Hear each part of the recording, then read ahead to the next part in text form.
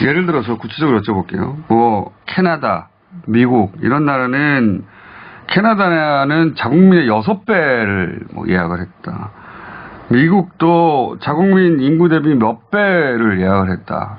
우리는 4,400만인가요? 4,400만 명분 했는데 겨우 그거 했냐. 이런 식으로 이제 백신 확보를 너무 부족하게 했다는 식의 보도가 있습니다. 이거는 사실관계가 어떤 겁니까? 의미가 없죠. 한 사람이 6번씩 맞을 것도 아니니까요. 네. 우리나라에서 그러니까 말이에요. 예, 접종 대상이 되는 성인만 따지면 100% 확보한 거고 예.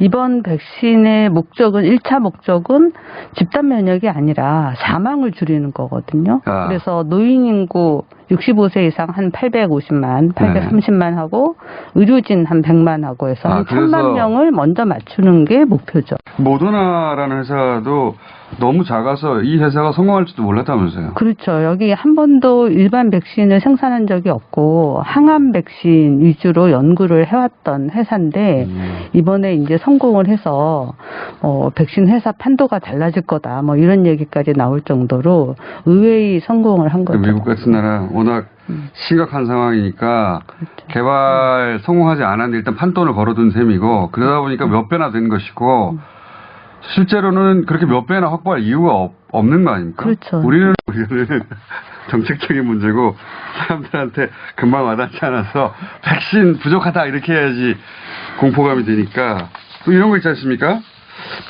최근에 캐나다였나요? 미국이었나요? 그 화이자 운송하다가 이제 70도 이하라고 했는데 90 몇 도인가 영하 오히려 너무 낮아서 그걸 이제 폐기 처분했다고 하던데 그러니까 그렇죠. 운송 과정이나 이제 지난번에 한번 나오셔서 말씀하셨지만 그 실제 주사하는 과정도 굉장히 복잡하다면서요. 네, 이게 75도 플러스 마이너스 15도로 보관하라고 돼 있기 때문에 이렇게 구간이 마이너스 60도에서 마이너스 90도인 거예요. 근데 거기 이제 미국에서 마이너스 92도까지 떨어진 게 있으니까 2도. 예, 받은 사람 입장에서는 이 품질을 확인할 수 없다. 해서 이제 바로 돌려보낸 그렇죠. 거죠. 몸에 주사하는 거니까 민감하죠. 보관도 그 냉장에서 5일밖에 안 된다면서요. 그렇죠. 예, 그래서 저희가 계산해 볼 때 이 화이자 백신은 우리나라에서 많이 해도 하루에 10만 명 정도 예방 접종을 할 수 있는데 그러면 1000만 명 맞추려면 100일이 걸리는데 2번 맞아야 되니까 200일 걸리거든요. 그래서 화이자로 열심히 해도 한 7개월 해야 1000만 명 예방 접종할 수 있고 1000만 명밖에 안 된다. 그러니까 4천만 명은 화이자를 어림도 없는 얘기네요. 1년 내내 해도 굉장히 어렵죠. 그래서 이제 한 뭐 하루에 20만 명씩 예방 접종을 해도 3, 4개월이 걸리는데 만약에 아스트라제네카면 훨씬 빠르게 할 수 있어요. 의원에다가 다 나눠주고. 화이자 왜 확보 안 했냐고 난리치는데 화이자만 우리가 확보했다면 내년 내내에도 못 받았다는 거 아닙니까? 네, 다 맞기가 어렵죠. 자, 교수님이 설명해 주셔야 될 게 많아요. 우선 아스트라제네카 관련해서 이게 뭔가 떨어지는 백신, 부족한 백신, 어쩔 수 없이 사는 백신 그런 식의 폄하하는 보도 굉장히 많아요. 화이자, 모더나는 좋은 건데 우리는 아스트라제네카 같은 질 떨어지는 걸 계약하지 않았냐는 뉘앙스의 보도 엄청나게 많아요. 나쁜 놈들이에요 아주. 정리를 좀 해주십시오. 아스트라제네카는 써봤던 플랫폼이에요. 에볼라 백신이 있거든요. 화이자나 모더나가 만든 백신은 mRNA 백신으로 열심히 연구를 했는데 상용화되지는 않았어요. 아, 그러니까 이게 인류 역사상 처음으로 바이러스 백신으로 개발해서 상용화된 거죠. 처음 써보는 거 아니야? 예, 시작하긴 쉬워요. 유전 정보만 있으면 만들 수 있으니까 빠르게 시작할 수 있어서 시작은 했는데 이게 정말 끝까지 가서 성공하고 효과도 좋을지 사실은 알 수 없었어요. 알 수 없었고. 예, 그런데 정말 엄청난 돈을 투자를 했죠. 전 세계적으로. 굉장히 빠르게 진행을 했고 임상시험 결과가 좋게 나왔고 물론 아주 심한 부작용은 없었지만 두 번째 맞았을 때 상당히 이제 아파서 이거 119 불러야 되나 말아야 되나 할 정도로 임상시험에 참여했던 사람들이 마음의 각오를 단단히 해야 된다라고 얘기할 정도로 사람이 뭐 사망한다든가 그렇죠. 그런 부작용은 아니고 네. 그냥 앓는다 수준. 그렇죠. 물론 임상시험에서는 좋게 나왔지만 그 효과가 얼마나 오래 갈지는 사실 아직 잘 몰라요. 왜냐하면 임상시험 끝난 지 지금 몇 달 안 됐잖아요. 영국에서 미국에서 이제 시작을 했으니까 실제 현장에서도 얼마나 잘 효과를 낼지는 지켜봐야 되는 거고요. 아스트라제네카는 전 세계에서 가장 처음부터 신뢰를 했었던 백신이에요. 그래서 전 세계에서 성공했던 플랫폼에서 하는 그렇죠. 거니까 검증된. 그래서 선구매를 아스트라제네카를 전 세계에서 가장 많이 했어요. 그러니까 우리나라만 한 게 아니고. 전 세계에서 가장 많이 구매한 건 오히려 아스트라제네카군요. 그렇죠. 그리고 아스트라제네카는 처음부터 옥스포드랑 같이 시작해서 이걸 가지고 상업적으로 이익을 남기진 않겠다. 그리고 전 세계에 굉장히 빠르게 많이 생산을 해야 되니까 생산 기지를 많이 만들었어요. 그래서 우리나라에서도 SK바이오사이언스에서 생산을 하고 인도의 뭐 시럼 인스티튜트 이런 데서도 생산을 하고 그래서 전 세계에 한 5군데인가 생산 기지를 만들어서 임상시험만 끝나면 빠르게 생산해서 전 세계에서 가장 값싸게 쓸 수 있도록 하겠다라고 그러니까 이게 시작한 거죠. 팬데믹이니까 특정 잘 사는 나라만 해결된다고 해서 그 나라들이 국경을 잡고 살 것도 아닌데 전 세계가 동시에 접종 가능해야 하니까 그런 면에서는 아스트라제네카가 가격도 싸고 생산기지도 전 세계에 퍼져 있고 돈을 벌려고 하는 게 아니었기 때문에 그리고 검증된 플랫폼이고 그래서 전 세계에서 가장 많이 구매했다. 그럼 이건 어떻게 됩니까? 저는 이게 궁금한데 이 얘기를 안 하더라고. 그 나라들에서 영국이나 미국도. 우리나라도 지금 무증상이 40% 가까이 된다고 하는데 증상이 없는 사람은 자기가 안 걸린 줄 알고 백신을 맞겠다고 나설 수도 있잖아요. 그런데 이게 모든 백신을 맞을 사람들을 PCR 검사를 한번 하고 그 결과가 나온 다음에 그런 다음에 백신을 맞게 하는 게 아니라 그럴 여유가 없잖아요. 그 나라들은. 지금 막 맞게 하는 거거든요. 근데 이미 코로나가 걸렸는데 이 백신을 맞으면 이게 어떻게 될지 아무도 모르는 거 아닙니까? 거기는 급하니까 어쩔 수 없지만 우리는 이것도 대비해야 되는 거 아니에요? 굉장히 중요한 말씀하셨는데 거의 전문가 수준이세요. 전문가가 됐어요. 제가 1년 동안 보다가. 분과회의에서 그 부분 굉장히 뜨겁게 논의가 됐는데요.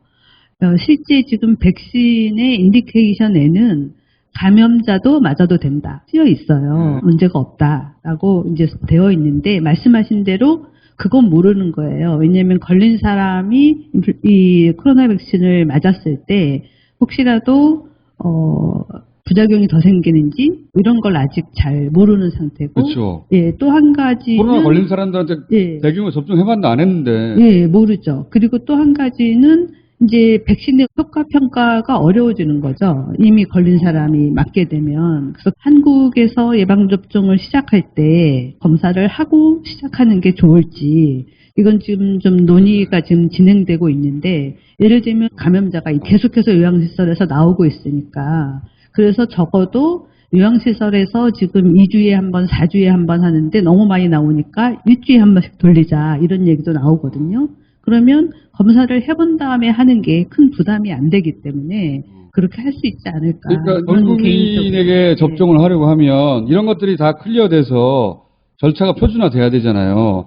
근데 미친 기자 새끼들이 자꾸 영국에서 한다고 우리도 빨리 해야 된다고. 아니 영국만 하고 영국 가까운 이웃들이 왜 안 하는지 그걸 생각해야지. 이거 하나 더 여쭤봐야겠다. 아산병원에서 셀트리온 항체 치료제를 환자에게 처방하기 시작했다고 하는데 이게 어떤 의미입니까? 아직 식약청에서 긴급 승인이 안 났잖아요.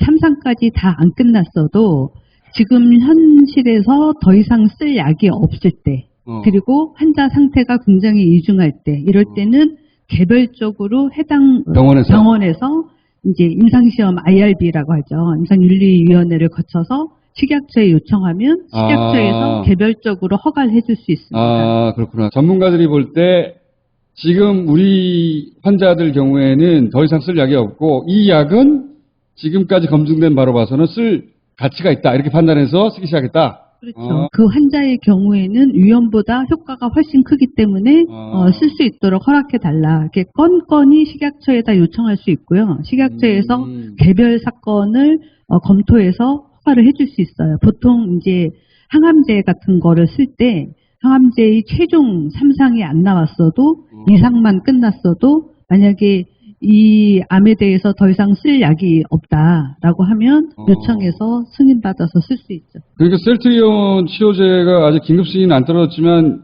만약에 아산병원에서 쓸 정도면 긴급 승인이 떨어지면 이게 치료해서 중증으로만 안 넘어가도 사람들이 굉장히 안심할 수 있잖아요. 지난주까지 계속 400~500명대로 왔다 갔다 하고 오늘은 또 600명대 중반, 후반까지도 나올 것 같아요. 예. 감염 재생산 지수가 이제 1에서 왔다 갔다 하다가 1을 살짝 넘어가고 있고. 자, 그래서 이 방역 당국에서 지난번에 이제 교수님이 말씀하신 신속 자가 진단 키트를 써보자. 이런 지금 계획이 있는 거죠. 네, 일단은 이제 써보자고 해도 당장 우리나라 안에서 승인받은 게 없어서 예. 이거를 이제 승인받을 수 있도록 또 좀 더 정확도가 높은 것으로 개발하고 하는 것을 지원하겠다 하고 밝혔습니다. 이렇게 정부와 오세훈 시장이 제안한 검사 두 가지가 같은 건가요, 일단? 네, 같은 겁니다. 그러니까 일단 좀 정리를 해드리자면은 사실 오세훈 시장이 자가진단 키트 이야기를 하기 전에도 정세균 총리라든가 뭐 이낙연 전 민주당 대표라든가 혹은 민주당 지방자치단체장들이 이유는 알 수 없지만은 계속해서 자가진단 키트 타령을 했었습니다. 그리고 이제 그 연장선상에서 이번에 서울시장으로 새롭게 당선된 오세훈 시장도 자가진단 키트 이야기를 했고요.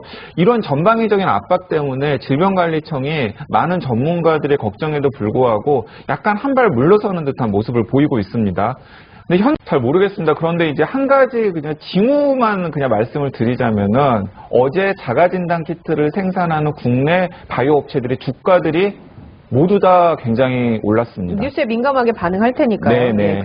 지금 백신 접종을 담당하고 있는 사람들이 지금 이 백신이 완전한 백신이라고 우리가 볼 수가 없습니다. 그렇기 때문에 다양한 형태의 문제점이 계속 생길 수가 있거든요. 그러면은 지금 백신 접종을 담당하고 있는 사람들은 뭐냐면은 국민을 설득하고 그러면서 이 어려운 위기를 돌파해야 되는데 제가 아쉽게 생각하는 거는 뭐냐면은 본인들이 먼저 놀래서 본인들이 침소봉대하고 본인들이 문제를 더 키워가지고 오히려 언론들이 더 문제를 정폭할 수 있는 빌미를 제공하고 있다는 거예요. 이게 어떻게 된 건지. 그래서 제가 우려하는 것이거든요. 그래서 제가 심지어는 인사권자한테 지금의 백신 접종을 담당하고 있는 사람들로는 이 위기를 극복하기 어렵기 때문에 사람들을 교체해야 된다. 이 얘기도 제가 드리는 이유가 거기에 있는 겁니다. 제가 다시